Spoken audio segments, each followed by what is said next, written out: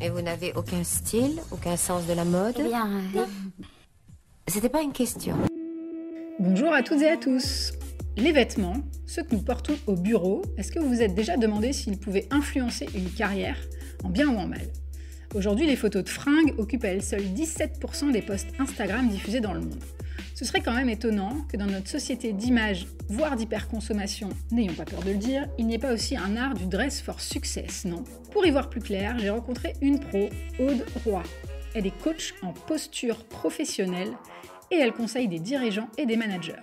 Aujourd'hui, elle partage avec nous ses observations sur le rôle du vêtement dans une carrière.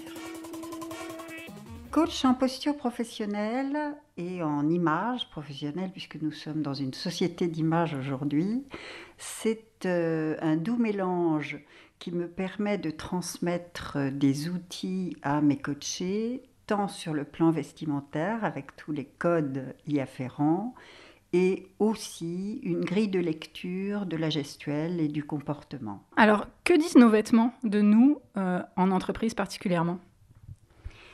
Alors, je dirais que le vêtement, c'est une deuxième peau. Donc, il n'y a rien de plus intime que le vêtement. Et on a une responsabilité énorme sur cette deuxième peau. Victor Hugo dit que la forme, c'est le fond qui remonte à la surface. Et il faut être bien certain et certaine que ce qui remonte à la surface soit ce que nous voulons faire remonter à la surface. Et en termes de vêtements, eh bien sûr, il y a un peu de papa et de maman, il y a un peu de la région dont nous sommes issus, qui donne une certaine image de nous. Mais tout le reste, c'est nous. C'est nous qui nous nourrissons, c'est nous qui faisons de l'exercice ou pas, c'est nous qui allons faire nos courses, bien que certains de mes clients masculins me disent que c'est plutôt leur femme qui fait les courses à leur place. Ils n'adorent pas. Et c'est nous qui choisissons le coiffeur, l'opticien, le chausseur, etc., etc. Et de toute façon, même ceux qui se font aider par leurs femmes, eh bien, ils choisissent quand même les vêtements le matin dans le placard. La bien-pensance, et puis quelques DRH aussi, il faut le dire, affirment souvent que nos vêtements au bureau doivent refléter la personne que nous sommes. Alors le fameux « venez comme vous êtes », est-ce une réalité ou une sombre hypocrisie ? C'est un peu des deux. Venez comme vous êtes, bien sûr c'est le centre de la cible, c'est son goût, c'est ce qu'on aime, c'est ce qu'on nous a donné finalement par notre éducation, par notre milieu social. Mais il y a tout le reste. Les autres facteurs de cohérence de notre image, c'est aussi ce que nous faisons, notre fonction. Et puis c'est aussi le lieu où nous le faisons, c'est-à-dire le secteur dans lequel nous exerçons notre métier. Et puis, c'est aussi l'environnement, car ce n'est pas la même chose à Paris qu'à Marseille, et je dirais encore moins à Tokyo et à New York.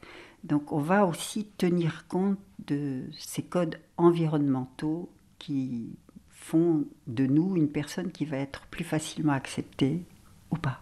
Alors d'abord, il faut toujours se placer comme ayant déjà gravi les échelons, de manière à ce que les personnes que nous rencontrons puissent déjà nous imaginer dans le poste que nous visons.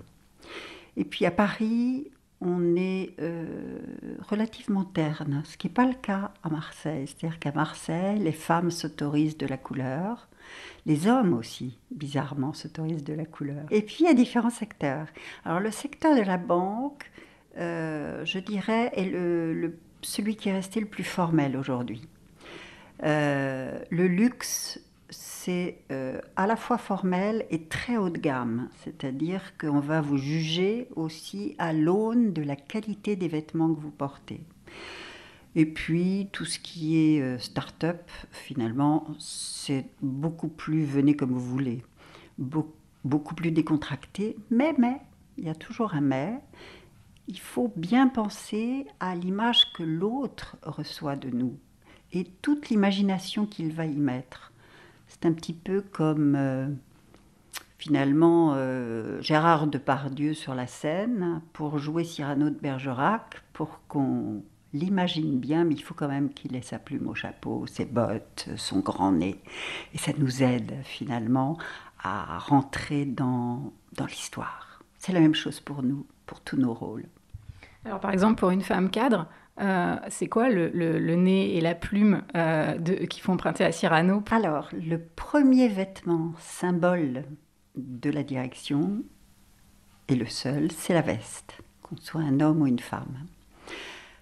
Tous les signes visuels que nous donnons, ces indicateurs, sont des symboles.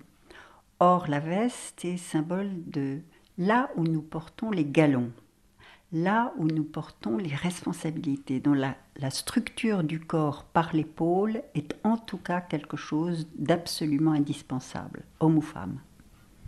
D'accord, ça veut dire qu'au quotidien, ou plus particulièrement en comité de direction ou en COMEX, la veste, selon vous, est obligatoire? Absolument obligatoire. Alors, il y a d'autres choses en COMEX qui sont des petits signes comme des clins d'yeux. Ça va être le bouton de manchette, ça va être le costume pour un homme plus facilement, de moins en moins la cravate. Et pour une femme, ça n'est plus le tailleur, c'est plutôt une robe avec une veste ou un tailleur pantalon. Le pantalon, lui, reste de mise, avec tout ce qui va avec les tendances et la mode. C'est-à-dire qu'aujourd'hui, on va plutôt porter des vestes courtes ou des blousons même pour les femmes, et tout ce qui est fité près du corps, même si ça change. Et les femmes, plus que les hommes, doivent être très curieuses de ce qui évolue dans la mode au risque de paraître décalé, has-been. Et il ne faut pas oublier que ce que vous donnez à voir de vous, on va le penser de votre façon de travailler. Donc si vous n'avez pas de remise en question de votre image, eh bien on va se dire que vous avez du mal à vous remettre en cause aussi sur une stratégie d'entreprise, etc. Que l'habit fait la promotion? L'habit fait la promotion, il ne fait pas le moine, mais il permet d'entrer au monastère. Un podcast de Cadre Emploi.